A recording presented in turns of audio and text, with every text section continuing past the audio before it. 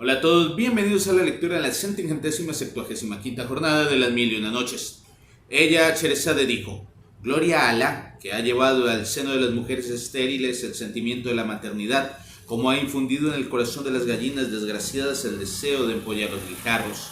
Y aquí que al año siguiente la pobre madre, privada tan impíamente del fruto de su fecundidad, parió, con permiso del donador, otro hijo más hermoso que el anterior. Pero las dos hermanas aguardaban el parto con ojos llenos de interés por fuera y de odio por dentro, y sin tener para su hermana y el recién nacido más piedad que la primera vez, se apoderaron del niño escondidas y le echaron al canal en un cesto como habían hecho con el mayor, y exhibieron por todo el palacio un pequeño gato proclamando que acababa de parirlo la sultana, y la consternación entró en los corazones y sin duda alguna en el límite de la vergüenza. El sultán habríase dejado llevar de la rabia y del furor si no practicase en su alma la virtud de la humildad ante los decretos de la insondable justicia, y la sultana quedó sumida en la amargura y la desolación, y su corazón lloró todas las lágrimas de los dolores. Pero viendo al niño, Alá, que veía por el destino de los pequeñuelos, le puso a la vista del intendente, que se paseaba a orillas del canal, y como la vez primera, el intendente le salvó de las aguas y se lo llevó a su esposa, que le quiso como si fuese su propio hijo, y le crió con los mismos cuidados que el primero. Y he aquí, a fin de que no fuesen frustrados siempre los deseos de sus creyentes, Alá puso la fecundidad en el vientre de la sultana, que parió por tercera vez, pero entonces dio a luz una princesa, y las dos hermanas, cuyo odio, lejos de saciarse, les había hecho proyectar la perdición irremisible de su hermana menor, hicieron sufrir a la niña el mismo trato.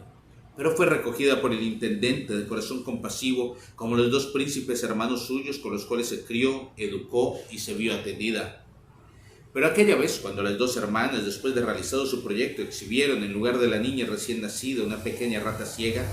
el sultán, a pesar de toda su magnanimidad, no pudo contenerse por más tiempo y exclamó: Alá maldice mi raza por culpa de la mujer con quien me he casado. Escogí un monstruo para madre de mi posteridad. Solo la muerte podrá librar de él a mi morada. Y pronunció la sentencia de muerte de la sultana y mandó a su portalfanca que cumpliera su misión. Pero cuando vio bañada en lágrimas ante él y presa de un dolor sin límites a la que su corazón había amado, el sultán sintió que se apoderaba de él una gran piedad, y volviendo la cabeza ordenó que la alejaran y la encerraran para el resto de sus días en una mazmorra a lo último del palacio, y dejó de verla desde aquel momento, abandonándola a sus lágrimas, y la pobre madre hubo de conocer todos los dolores de la tierra.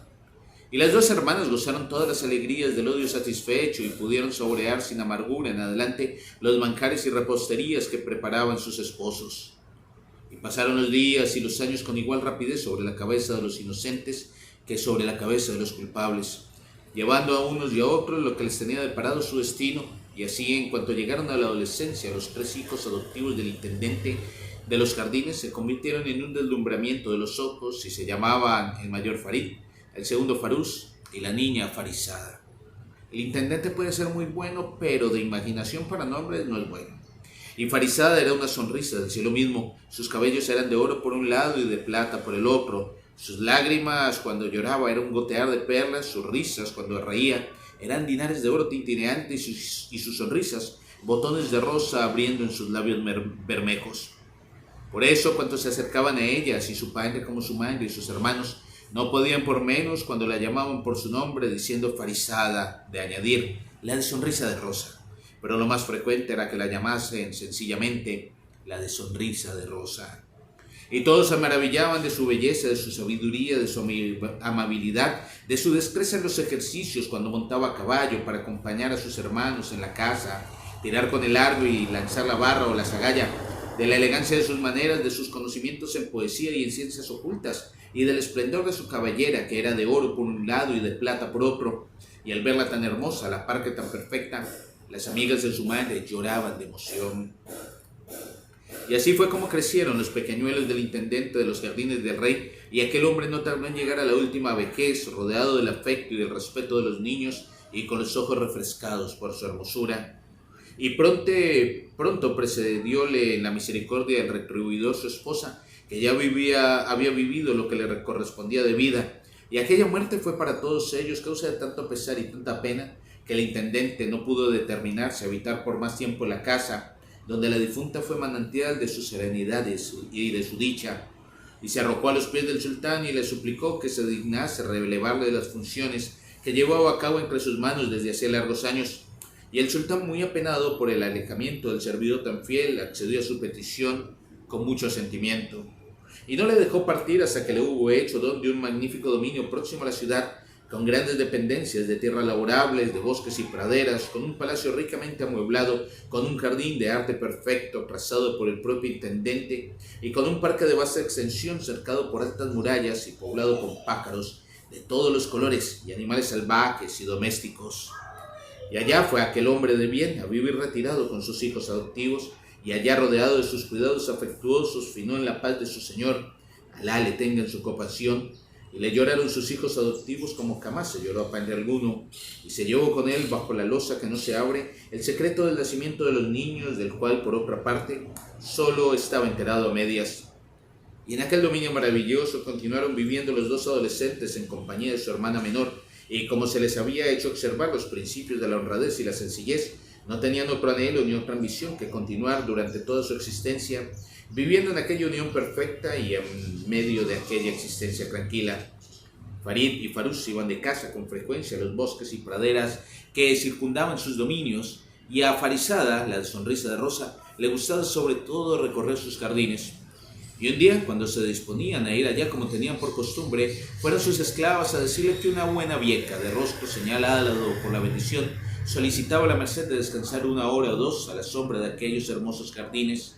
Y Farizada, cuyo corazón era tan compasivo como hermosa su alma y bello su rostro, quiso recibir por sí misma a la buena vieja y le ofreció de comer y de beber, y le presentó una fuente de porcelana con hermosas frutas, reposterías, confituras secas y confituras en su jugo, tras de lo cual la llevó a sus jardines y oírlas, sabedora de que siempre es provechoso hacer compañía a las personas de experiencia y oír las palabras que dicta la sabiduría. Y se pasearon juntas por los jardines, y Farizada, la de sonrisa rosa, ayudaba a andar a la buena vieja, y llegadas que fueran ambas al árbol más hermoso de los jardines, Farizada la hizo sentarse a la sombra de aquel árbol, y en el transcurso de la conversación acabó por preguntar a la vieja qué le parecía el sitio en que estaba y si lo encontraba de su agrado. Entonces, tras de reflexionar 1 hora, la vieja levantó la cabeza y contestó: en verdad, oh mi señora, que me he pasado la vida recorriendo las tierras de Alá, a lo ancho y a lo largo, y nunca descansé en un sitio más delicioso. Pero, oh mi señora, ya que eres única en la tierra como la luna y el sol lo son en el cielo, quisiera que tuvieses en este hermoso jardín, a fin de que también fuese único en su especie, las 3 cosas incomparables que le faltan. Y Farizada, la de sonrisa rosa, quedó extremadamente asombrada al saber que a su jardín le faltaban 3 cosas incomparables.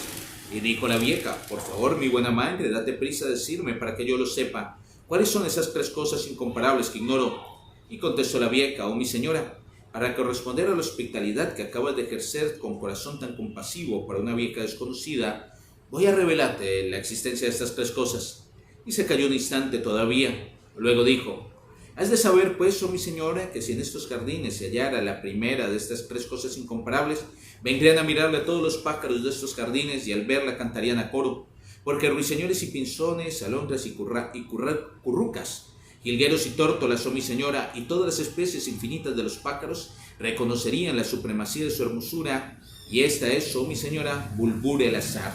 el pájaro que habla. Un loro. Sí. Lo digo yo, lo del loro, no la historia.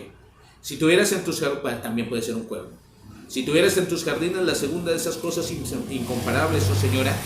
la brisa que hace cantar a los árboles de estos jardines se detendría para escucharla, y las laúdes y las arpas y las guitarras de estas moradas verían romperse sus cuerdas, porque la brisa que hace cantar a los árboles de los jardines, los laúdes y las arpas y las guitarras, oh mi señora,